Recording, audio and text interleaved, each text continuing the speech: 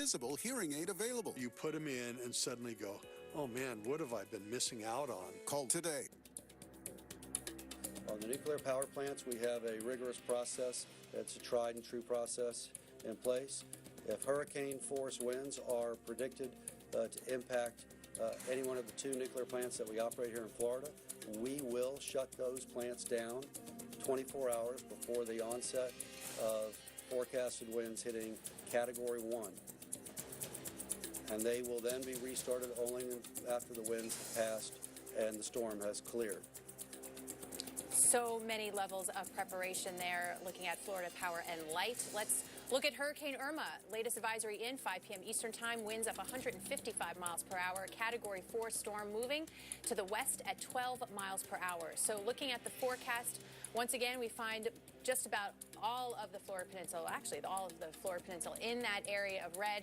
Moving into South Georgia, by the way, too, Atlanta Metro Schools keeping a close eye on Irma as well. And you see bringing wind and rain from the southeast to parts of the Mississippi River Valley as we get into next week. But before we get too ahead of ourselves, I want to make sure everyone is aware the latest hurricane warnings up in purple, the hurricane watches in orange, including Tampa over to Orlando. Let's get right to our hurricane specialist, Brian Norcross, with the latest on what you're watching right now, Brian. Well, we're taking a look at what's going on with the storm. The question, Maria, is Cuba going to affect this hurricane in some way? And it's going to be a very close call. Let's take a look at this in some detail here. There are the numbers that you showed, still in a really unbelievable storm.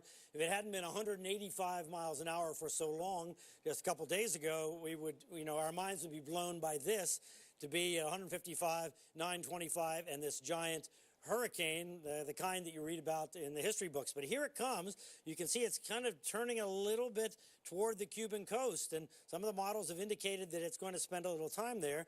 Might that weaken it a little? Yes, but then it has this very warm water in the Straits of Florida to go over, so might that re-strengthen it again? And the answer to that is yes. So the National Hurricane Center is kind of smoothing all that out in their forecast. So now here's the just what Maria was just showing, the watches and warnings. And I just want to make clear that the reason that the hurricane watches, which remember means hurricane conditions are possible, and these are hurricane conditions are expected in the warning, the reason that this doesn't cover the whole state right now is only because the watch goes up about 48 hours before you expect the conditions to become unhealthy for preparation. So when the winds start blowing.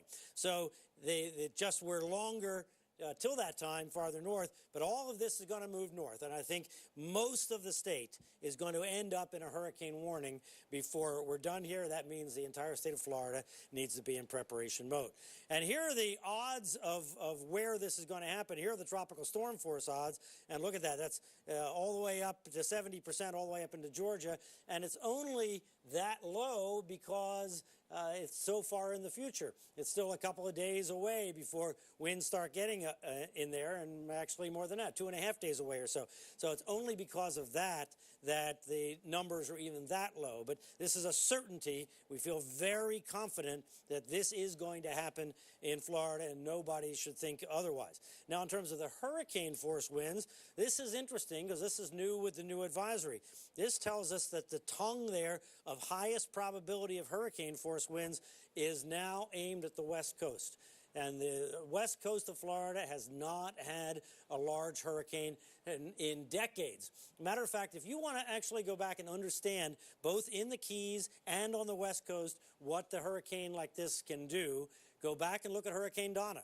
It hit Marathon and essentially wiped out Marathon. And then it went up and did tremendous damage in large parts of the Fort Myers area. But these were small towns in 1960 when this happened. So this is the kind of hurricane that Hurricane Donna was then. That's the lesson in the history book. Here it is close up, and here you see it coming in on Morón in Cuba.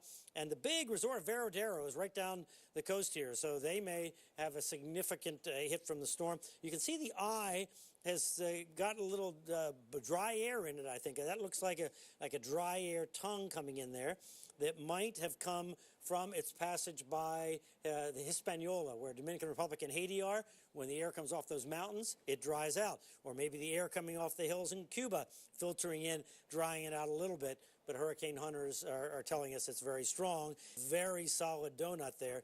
And that's about 50 miles or so across. And then you have the strongest winds in the eye wall right around there. So the question is, where is that band of winds going to go? That's what we really want to know. And right now, the best information is that that's going to be in the lower to middle Keys, and that's going to be on the west coast of Florida. But we can't absolutely guarantee, of course, that it stays there and it doesn't wobble back if something happens when the hurricane interacts with Cuba. So here is the plot from the National Hurricane Center. That's the estimated area of hurricane force winds, the estimated area of hurricane force gusts, and then tropical storm force winds 40 miles an hour and above. Now watch as we go forward in time here.